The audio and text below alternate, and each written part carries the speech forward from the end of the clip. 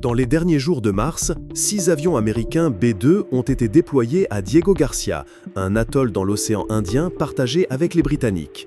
Leur arrivée a été immédiatement liée à la possibilité d'opérations au Yémen, contre les Houthis et peut-être, à l'avenir, contre l'Iran. Cela parce que le Spirit, comme on l'appelle dans le jargon, est le seul avion capable de porter le GBU-57, la superbombe de 14 tonnes conçue pour détruire des bunkers en grande profondeur.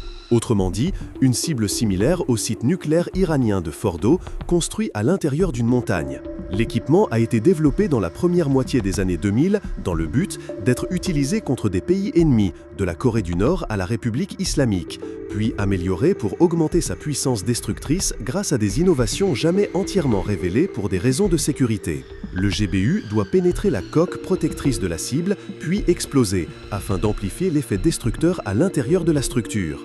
Il semble que les dernières mises à jour aient augmenté sa capacité de pénétration, bien qu'il n'y ait pas de données précises sur la profondeur ou la nature des cibles visées.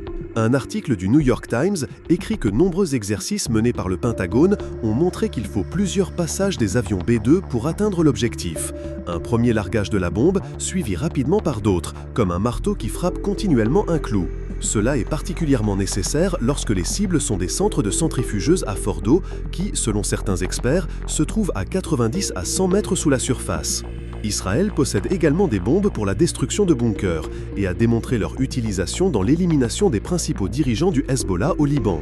À ce moment-là aussi, les forces aériennes ont adopté une tactique de frappe successive, avec un grand nombre de bombes larguées sur une série de bâtiments au sud de Beyrouth. Il est probable que la même méthode ait été utilisée pour éliminer des dirigeants militaires iraniens lors de la première phase de l'offensive, en les frappant dans un centre de commandement. Cependant, ces armes ne suffisent pas pour frapper une partie des tunnels où l'on pense que l'Iran a caché des missiles ou des objets de recherche scientifique. C'est pourquoi le soutien des États-Unis et l'utilisation du GBU-57 sont nécessaires pour cibler efficacement Fordo.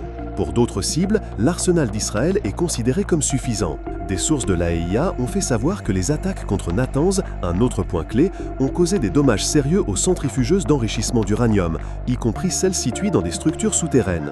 Les experts soulignent que la montagne de Fordo reste un élément essentiel dans le développement du programme nucléaire iranien, mais en même temps, ils avertissent que toute attaque pourrait ralentir, mais pas arrêter, les efforts de Téhéran.